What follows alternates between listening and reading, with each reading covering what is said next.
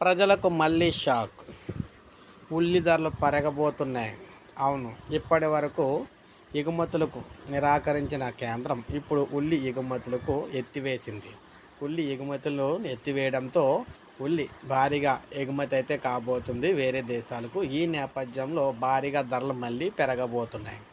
మనం చూసుకున్నట్లయితే మరొకసారి ఇట్లా ఆకాశాన్ని అంటబోతున్నాయి. దేశంలో ఉల్లి ఎగుమతులపై విధించిన ఆంక్షలను కేంద్ర ప్రభుత్వం ఎత్తివేసింది. కేంద్ర వాణిజ్య పరిశ్రమల శాఖ ఉల్లిపాయల ఎగుమతుల విధానాన్ని నిషేధిత జాబితాను తొలగించేసింది.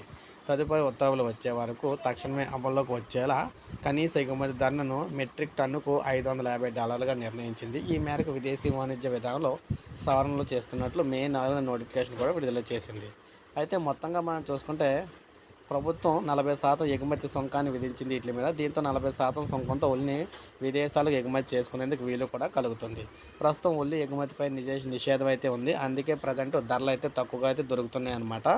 అయితే మిత్ర దేశాలైన యూఏఈ, బంగ్లాదేశ్కు మాత్రం నిర్దిష్ట పరిమాణాల ఉల్లి ఎగుమతులకు కేంద్ర ప్రభుత్వం అనుమతించింది. గత ఏడాది ఆగస్టులో ఉల్లిపై 40% ఎగుమతి సుంకాన్ని విధించింది.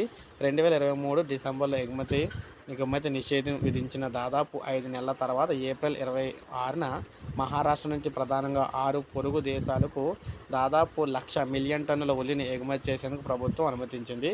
సో ఇలా బయట దేశాలకు ఎగుమతికి అనుమతించడం వల్ల మన దేశంలో ఎక్కువగా అయితే దొరకదనమాట. దొరకకపోవడం వల్ల డిమాండ్ అయితే పెరిగి ధర అయితే పెరిగిపోతుంది. సో ఈ నేపథ్యంలో మళ్ళీ ఉల్లి ధరలు అయితే భారీగా పెరగబోతున్నాయి. ఇది ఒక ఊహించిన షాక్ అని చెప్పుకోవచ్చు ప్రజలందరికీ కూడా. ఇప్పుడే మనకు అప్డేట్ వచ్చింది. ఒక లైక్ చేయండి, సబ్స్క్రైబ్ చేసుకోకపోతే మన ఛానల్ సబ్స్క్రైబ్ చేసుకుని